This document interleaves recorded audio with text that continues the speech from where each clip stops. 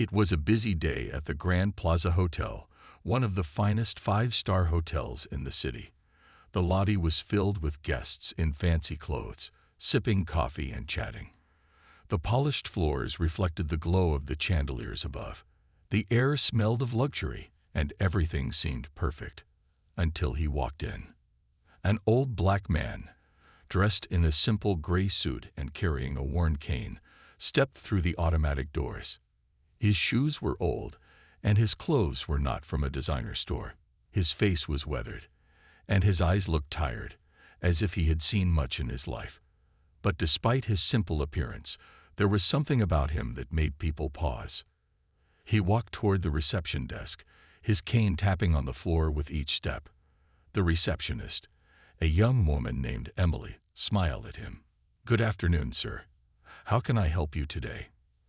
"I'd like a table for one," the old man replied politely. Emily glanced at his worn shoes, then at his simple clothes. Something about the way he looked made her hesitate, but she didn't say anything. She just nodded and said, "Right this way, sir." As she began to lead him to a table, the head waiter, Jason, who was standing by the entrance, noticed the old man. He frowned. "Excuse me, ma'am," Jason said, walking over quickly. "Is this gentleman with you?" Emily looked confused. "Yes, he's just a guest, sir." Jason didn't respond. He just stared at the man, sizing him up. Then he smiled, but there was something cold in it. "I'm afraid we only seat guests who have reservations, sir," he said, looking at the old man with a dismissive tone. The old man looked at him calmly, his voice steady. "I'm sure I can find a place to sit." Jason shook his head slowly, his voice sharp. No, sir. You don't understand. This is a high-end restaurant. It's not for, well, people like you." He motioned to the man's old clothes. The old man's eyes narrowed for a moment, but he didn't respond. Instead, he turned to the receptionist and said, "I'll leave then. Please cancel my request." Jason stepped forward quickly, blocking the old man's path. "No need to leave just yet. I think we should have a better look at your appearance. It might be better if you try one of the more casual places down the street." His words were harsh, but he spoke with a smile that didn't reach his eyes. Emily's face turned red. She was embarrassed, but didn't know what to do. She had never seen Jason act like this before, especially in front of a guest. The old man didn't say anything. He simply turned to leave, walking slowly but steadily toward the door. Jason, still smiling smugly, watched him go. He turned to Emily. "See, I told you. You can't just let anyone walk in here. We have standards to maintain." Emily didn't know what to say. She just stood there, feeling the weight of the situation, knowing that something wasn't right. As the old man reached the door, he paused. He looked back at the staff. There was no anger in his eyes, only calmness. He made a quiet phone call. "I'll be waiting," he said softly, then hung up. Jason, still feeling pleased with himself, didn't notice the phone call. He was too busy lecturing Emily about the importance of looking presentable. "I don't care who they are," he said loudly. "If they don't fit in, they don't belong here. The hotel will lose its image if we let anyone in." But something was different this time. The old man, who had been humiliated and turned away, wasn't just a man with simple clothes. He wasn't just some random guest. There was something more. As Jason continued to speak, Emily looked out the window. She saw the old man walking down the street, his cane tapping slowly with each step. There was no anger in his walk, only a quiet dignity. Something about his presence made her uncomfortable. She had never seen someone treated so badly before, not like that. The air in the hotel had shifted. The luxury, the beauty, it all felt shallow now. Emily couldn't stop thinking about the old man. Who was he? Why had Jason been so quick to judge him? She didn't know it yet, but the answer was closer than she imagined. The old man had left the Grand Plaza Hotel. Jason, still standing in the lobby, felt a sense of victory.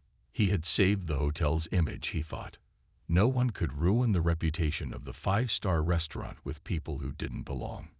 He had made the right choice. He glanced at Emily, who was still standing by the reception desk, her eyes cast down, lost in thought. Jason cleared his throat, trying to sound confident. "See, I told you, we can't let just anyone in here. We have a brand to protect," he said, smiling at Emily, hoping to make her feel better about what had just happened. Emily didn't respond. She just nodded, her mind elsewhere. She couldn't stop thinking about the old man. There was something about him, something about the way he walked and the calm in his eyes. She couldn't forget the quiet dignity he had shown when he left. Jason, noticing Emily's silence, gave her a quick pat on the shoulder. "It's okay. Don't worry. We're all good. Let's just focus on the customers who truly belong here." Emily didn't answer, but her heart wasn't in it. Something felt off. She wasn't sure what it was, but she had a strange feeling that they hadn't seen the last of the old man. Outside, the old man had made his way down the street, his slow, steady steps echoing through the empty sidewalk. He pulled out his phone and made a call. His voice was calm, almost as if he was used to making calls like this. "Get everything ready," he said quietly into the phone. "I'll be there in 10 minutes. The person on the other end of the line responded, but the old man didn't say anything more. He hung up the phone and looked up at the Grand Hotel one last time before stepping into the back of a sleek black car that was waiting for him. The car's driver was silent as he started the engine, driving away down the street. Back at the Grand Plaza Hotel, everything seemed to return to normal. The guests were still enjoying their meals, the staff were busy with their duties, and Jason was already moving on to the next task. He walked confidently through the hotel's lobby, proud of how he had handled the situation. He was completely unaware that just moments ago, his decision had set something in motion that would change everything. Minutes later, a sleek black car pulled up to the front entrance of the hotel. The driver stepped out and opened the door. A tall man in a dark suit stepped out, his face serious and unreadable. He looked like he had business to do, and it wasn't long before he stepped inside the hotel. "Excuse me," the tall man said, walking past Jason, who was standing near the entrance. "I need to speak with the manager immediately." Jason, noticing the man's professional appearance, quickly nodded. "Of course, sir. Right this way." The man didn't reply. He followed Jason down the hallway, and Jason led him straight to the manager's office. As they entered, the manager, Mark, was on the phone. When he saw the man, his eyes widened. "Sir, what brings you here today?" Mark said, his voice suddenly filled with respect. The tall man didn't respond immediately. He stood in the middle of the office, his gaze cold as he surveyed the room. After a brief pause, he spoke. "I'm here to speak about a guest who was disrespected earlier today, an elderly black man, the one your staff turned away at the door." Mark's face went pale. He immediately recognized who the man was talking about. You're talking about the old man who was just here?" Mark asked, his voice trembling slightly. "Yes, I am," the man replied, his voice low and calm. "I want to know why your staff treated him that way." Mark quickly motioned for Jason to come inside. "You've made a mistake. This is Mr. Michael Jefferson. He's the CEO of the entire hotel chain." Jason's eyes widened in shock. His mouth went dry. This couldn't be happening. The old man, the one he had mocked, was the CEO. The owner? Before Jason could speak, Mr. Jefferson raised his hand, signaling him to stop. "It's not just about the mistake. It's about the lack of respect. The way you treat people based on how they look. It's disgraceful." Mark tried to defend the hotel's actions, but Mr. Jefferson cut him off.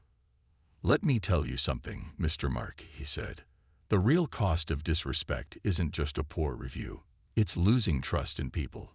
And today, your staff lost my trust. And I'm not sure how you're going to earn it back." Jason stood frozen, his face burning with embarrassment. He had no words. How could he have been so blind? Mr. Jefferson turned to leave, but before he walked out the door, he stopped and said, "I will be back tomorrow to speak with your entire staff. I expect to see change, or this hotel will no longer be a part of my business." The next morning, the Grand Plaza Hotel was buzzing with activity. The hotel staff, from the chefs in the kitchen to the bellboys at the front door, moved quickly to prepare for the day's guests. It was business as usual, but there was an unusual tension in the air. Jason couldn't shake the feeling from the day before. The memory of Mr. Jefferson, the CEO, walking out of the office after confronting him and Mark still haunted him. He kept replaying the moment in his mind. How had he been so wrong? How had he not realized who the old man really was? Jason had tried to push it out of his mind. He focused on his tasks, hoping that the feeling of dread would fade. But the hours passed slowly, and the weight of his mistake grew heavier. Meanwhile, Mark, the hotel manager, was nervous. Mr. Jefferson had promised to return, and Mark had spent the whole night preparing himself. He wasn't sure what to expect. He knew Mr. Jefferson was serious about his words, but he couldn't imagine what would happen next. At precisely 10 a.m., a black luxury car pulled up to the hotel. Jason was working in the lobby when he saw it. His heart skipped a beat when the car door opened, and Mr. Jefferson stepped out again, dressed in his dark suit, his face as unreadable as ever. Behind him, a small group of well-dressed men followed. They looked like business professionals, but there was an air of authority about them. Jason's eyes widened in fear. He had never seen anything like this before. Mr. Jefferson walked toward the entrance, and Jason, feeling the weight of his mistake, quickly moved to greet him. "Good morning, sir," Jason said, his voice a little shaky.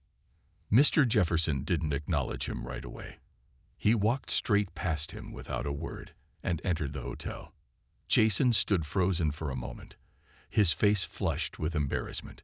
He could hear his own heartbeat in his ears as he turned and followed Mr. Jefferson into the hotel. Inside the lobby, the staff were already gathered. They stood silently, waiting. They knew something important was happening. Word had spread quickly that Mr. Jefferson was back, and everyone knew it wasn't just for a visit. It was for something more.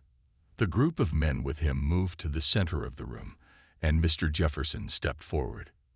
"I'm sure you all know why I'm here," he said, his voice calm but firm. "Yesterday, one of your staff members made a very serious mistake. The way this hotel treated a guest, based only on his appearance, was unacceptable."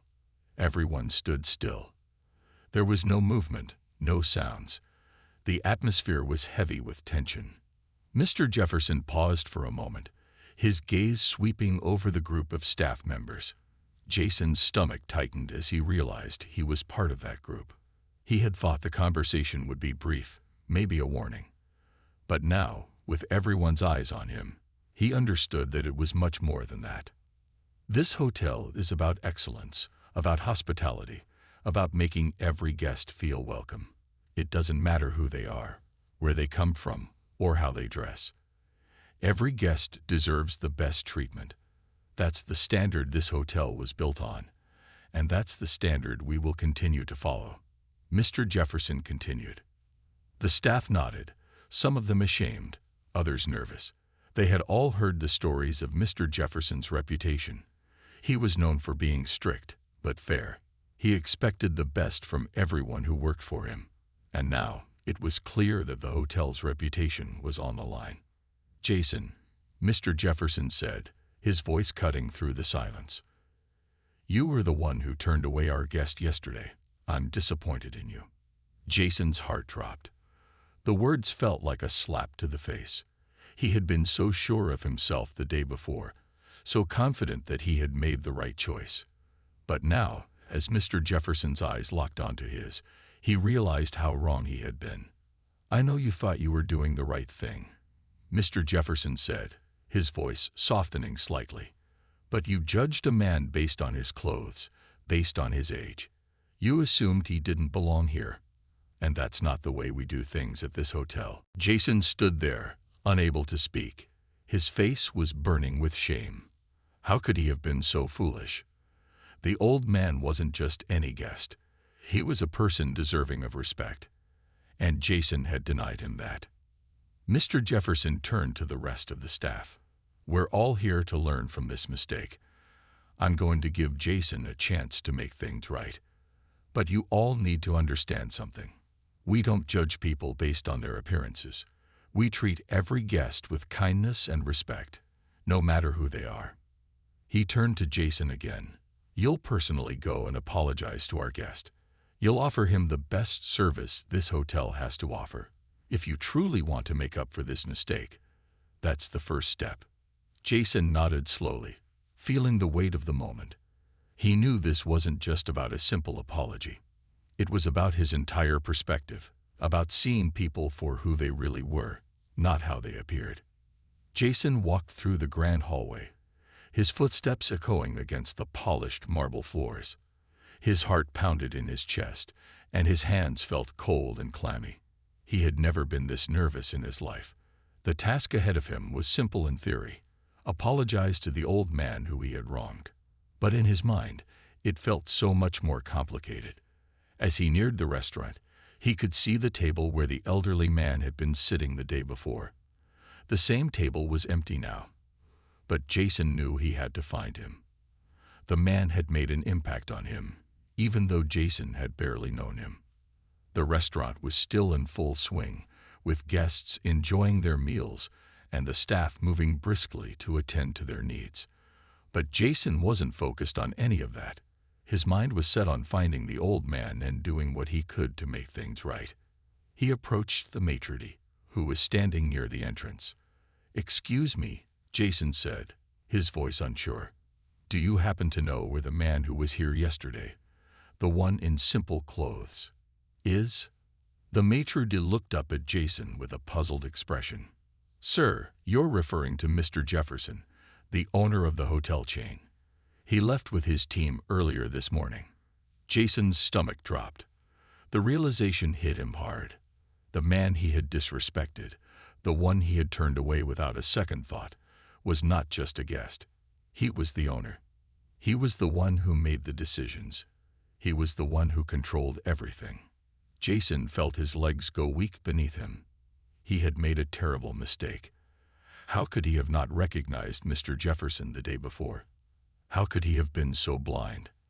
I need to speak with him," Jason stammered, his mind racing. "Where can I find him?" The maitre d' gave Jason a sympathetic look. "I'm afraid Mr. Jefferson is a very busy man. He's not here now, but I'm sure his office can arrange something if you need to speak with him." Jason nodded slowly, feeling the weight of his actions crash down on him. He didn't want to leave things unresolved, but he wasn't sure how to fix what had been broken. Later that afternoon, Jason stood outside the Grand Plaza Hotel. He had called Mr. Jefferson's office and was told that the CEO was out for the rest of the day. But Jason wasn't willing to give up. He had to make things right. He glanced up at the hotel's tall, grand structure. The place seemed so distant now, so unreachable. But Jason knew he couldn't run from the mistake he had made. With determination, he walked toward the front entrance. He didn't know what would happen next, but he couldn't let fear hold him back. He needed to apologize.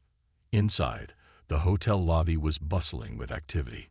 Jason walked through the doors and made his way to the elevator. He knew he had to go to the CEO's office. He didn't care about the consequences.